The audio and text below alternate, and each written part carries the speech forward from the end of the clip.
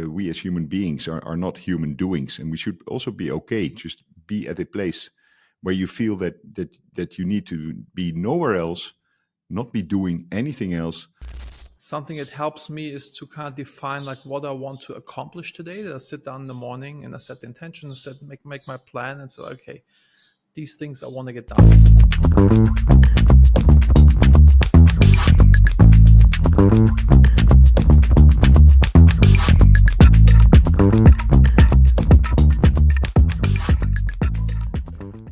Welcome to another episode of the Love Not Fear podcast, where Eduard and I dig in to figure out how we can make more decisions in life out of love and not out of fear. Eduard, my friend, which topic did you pick today? I picked today the topic of comfort. And so I'd like to talk about comfort and redefine comfort, talk about the illusion of comfort. How's that? All right, I dig it. Yeah? Yeah, Good. cool. It's go. now it sounds like we didn't prepare this at all, and that would be a bit obnoxious. Anyway, so when I thought of comfort, for me it was being in a place and a state that seems fine. So that your mind is not in the past, it's not too much in the future, that you're okay with the mental state, being in a place where you want to be. So you're not distracted at all. That is comfort. And if you zoom out on the second level, it's not just at that very moment, then a lot of things have to do with that. That means having your attention not scattered all over the place, and seeing enough progress where you want to go, and seeing the moral support and the love that everybody needs to function. What is comfort for you?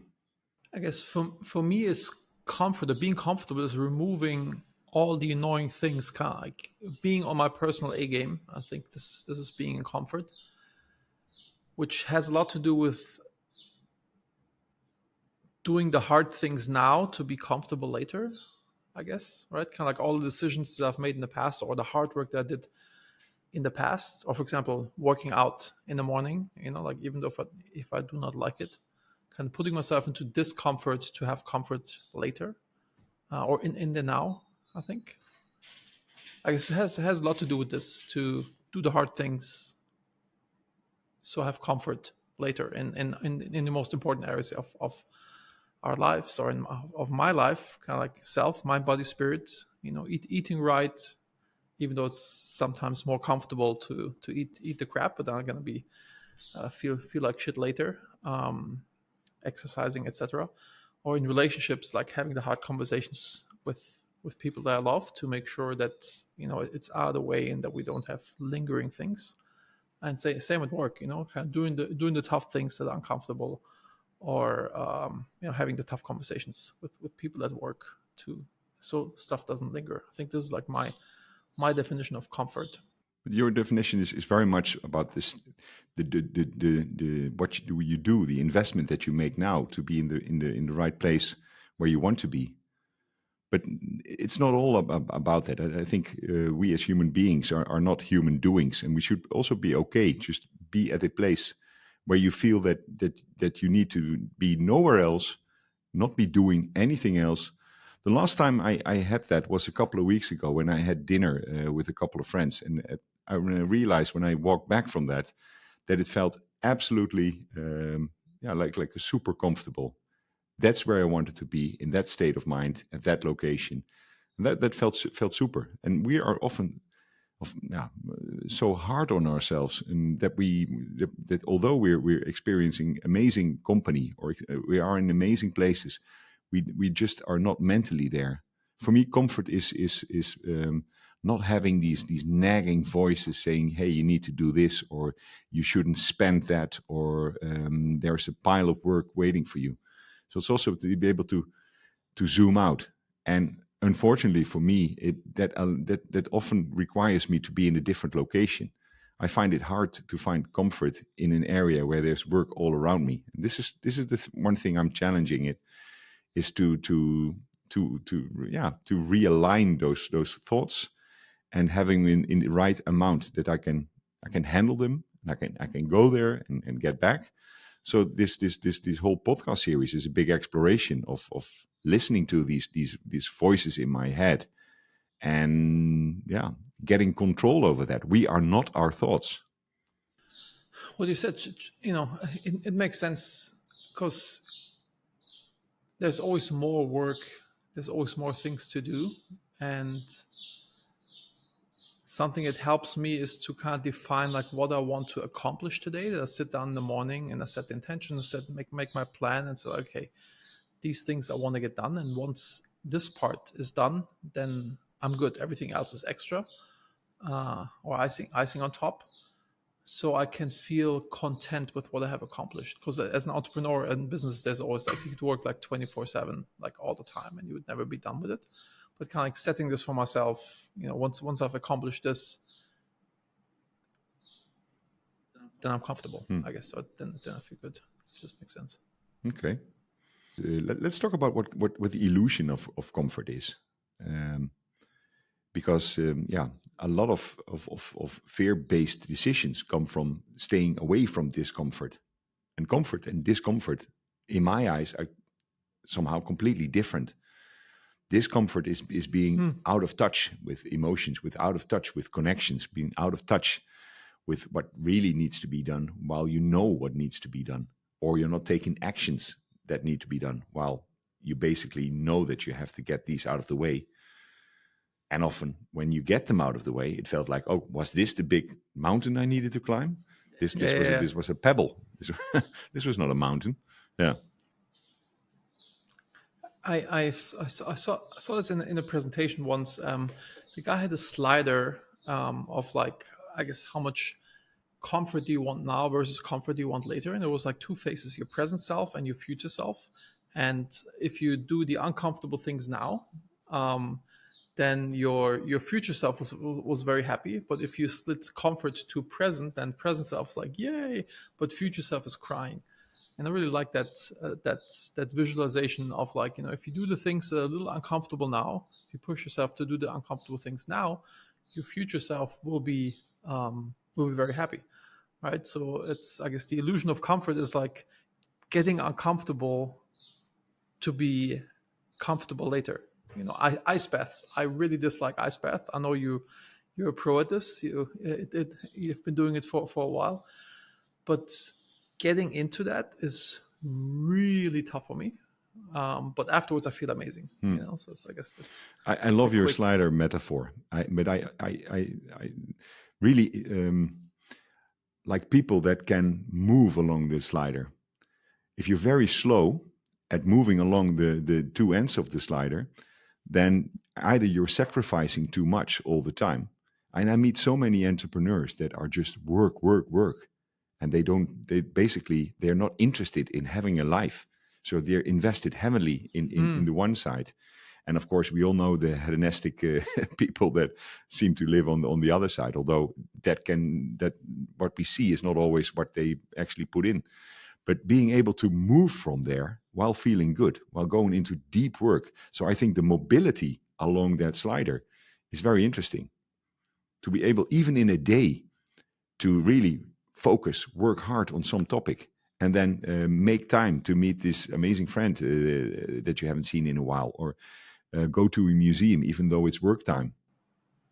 So I like people that can do both. Work hard, play hard. Yeah, basically, that's it. Yeah, I kind of hate that quote. I think it's always the three.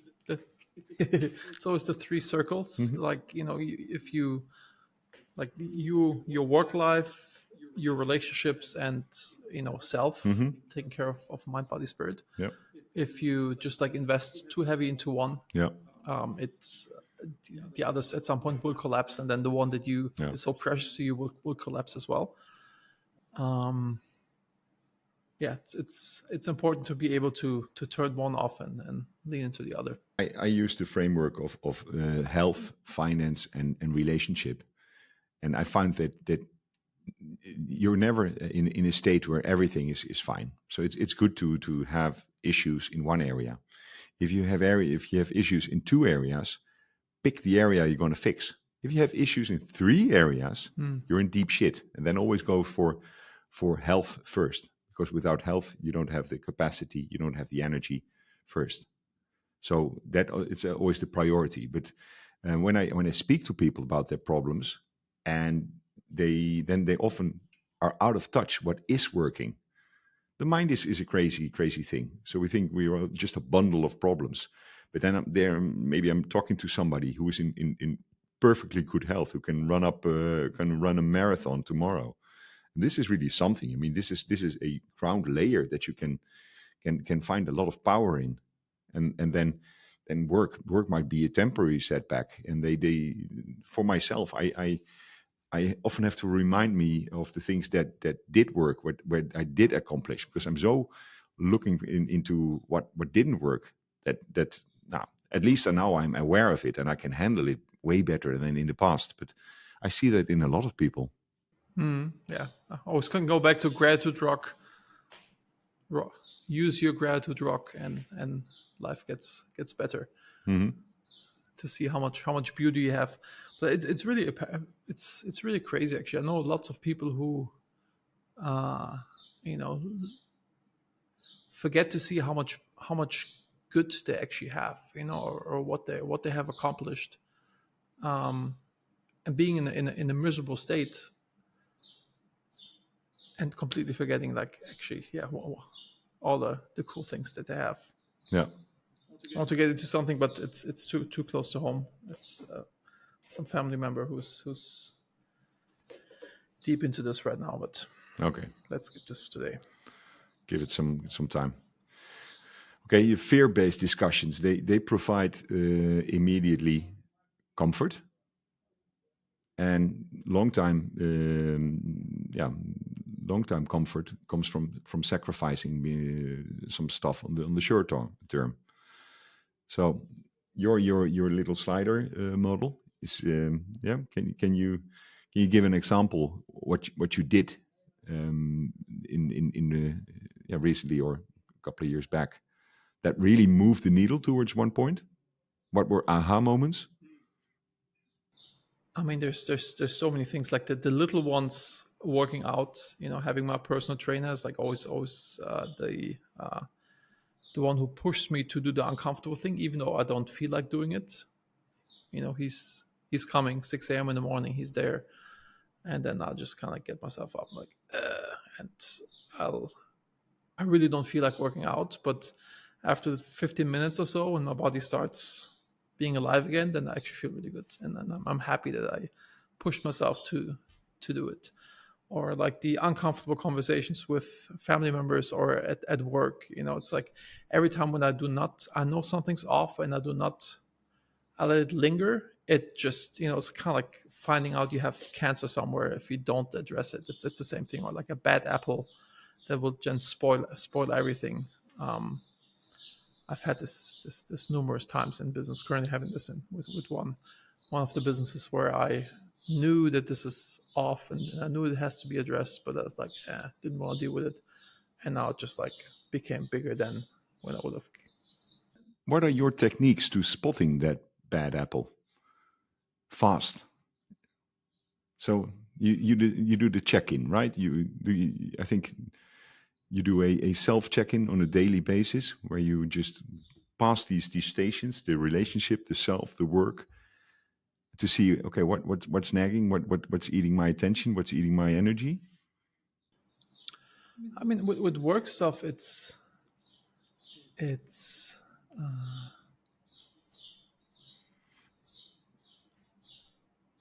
actually it's not that easy to really, I mean, to spotting it, because once you really see it, then, or once I really see it, then I take action. Hmm. But it's kind of like, yeah, it's not really there, and I brush over it.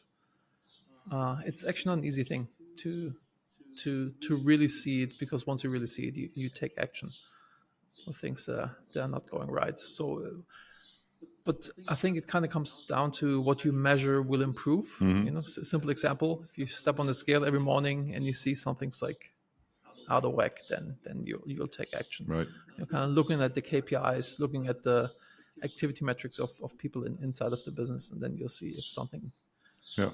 is going down or not. And another thing that really helps me is in business terms, I have my chief of staff. She always looks at all the KPIs of all of the businesses, and then she also points out when things are not right. And then we have this discussion about this. And then, once you have like a second pair of eye or like an accountability buddy, it helps to, somebody else Yeah. pointing these things out, versus you would kind of brush them under the carpet. Have you ever had I would say, a false compass? So you were measuring the wrong things. Mm. You said what you measure is what grows, but sometimes having the wrong wrong KPIs can be yeah. I'll tell you where this come from. In my business, the where I want to be in the type of projects that I'm doing, I need to change that. But I found out that the KPIs I've been running on last couple of years are not suitable for that. It's very interesting how to take this concept into private life as well. So your default mindset is, let's say you're a 20-year-old and you need to find housing, a career, a relationship. If you're still stuck on the mindset of that and the fear and so it needs self-awareness to be able to zoom out and see, hey, what is it that's important, and what is it that I have? Why am I still fearing over something that is in the safe zone? Mm. I think people might not enjoy the things they have, or cling to things that they have but that are no longer useful. I told you the last time I told you about the warehouse, right? That I need to clear it out. So there's this truck coming from welfare, and I gave away an entire truck of stuff, and man, did that feel good. And I said, why don't I apply this to my mental life as well? I mean, I have a truckload of shit in my head that are no longer useful. So this is super cool. And yeah, how to offload a warehouse is easier than how to offload a brain. Yeah. Yeah, it's true. And with the false compass, something just came to mind. One participant in one of the Managing Happiness cohorts did. It's like very wealthy guy, like probably doesn't have to work again ever, and also probably like two generations don't have to work ever again. And he's working all the time. He's not present at home. He doesn't see the kids and the wife very often. And he says like, "Oh, I'm doing this for the family." Mm. In his mind, it was really like, "Oh, I'm providing for my family." It's like, dude, it's like this, and kind of holding up the mirror. It's like, is this really the thing that your family needs, or is it just like some chip that you still have on the shoulder that you think you'll run out of money, even though it's next to impossible? So a lot of us. I've seen so many cases of that, even very very close to me, where people work their asses off all their lives, and then something happens that yeah, either they die. So what good was that? Missing all that, not for themselves, not for their family, but not being present anymore. I mean, yeah, it's on the far end of that spectrum. Did you read the book Die with Zero? Is it about the guy who founded the? This is one guy who founded the duty free things, duty free, like who came up with the duty free concept, and he made like a shit ton of money, and he decided to give it all away, and he's like Yeah, has a plan to like really die with nothing, kind of like yeah, over yeah. to. Is that the book The from him? it's not the same book I'm talking about, but the idea is that your last check will bounce. So you have lifted to the max. And I think that there are two sides of the spectrum. The people that we are talking about, this guy you mentioned, that's working all the time in the illusion that it's for his family. You can never get back missing the first steps of your kids. You can never get back being there at crucial moments, like graduation or family day. I have a big family day coming up next Saturday, and I'm really looking forward. If I would miss that, maybe maybe it's the last one that will ever happen. I'm talking about the extended family. Yeah. So those are important. Those are important. But I think it's often the blind spots that we have, and I think this is why it's so important to work with peer groups like EO, or also doing like the managing happiness retreats, that other people can hold up the mirror for you and say like, hey dude, are you serious about this? Yeah. Or doing the lifeline. I did the lifeline with my wife, and what came up with, and when she went through breast cancer for the first time, I did not go to the radiation therapy with her, because I thought, like, in my logical mind, like, oh, there's no benefit of me being there, but I did not see the emotional support that she would have needed. And it was a really big deal for her, and I had no idea. It was like complete blind spots. I would have given my right hand if this would have helped her, but it's, so kind of like having somebody who points out your blind spots. Yeah. And often the wins that you have by not doing not being there, not going there. There's a couple of regrets in my life, and there's 3 marriages of friends that I missed, all abroad. So a friend of mine got married to a Thai girl in Thailand. It was a 3-day wedding. At that time, I wasn't able to make the time. There was a friend of mine, a very good friend of mine in the States, that got married. I wasn't there either. And yes, it had to do with having really small kids. But yeah, on the other hand, those moments never come back. Yeah. So kind of tying it back to comfort, so the illusion of comfort, what is our takeaway? It's like one that just realizes, like, have friends that hold up the mirror for you to make you uncomfortable and to show you your blind spots and say like, dude, WTF are you doing there? I think that's a powerful thing. What's a takeaway that's for you? a trust thing. Yeah, it is.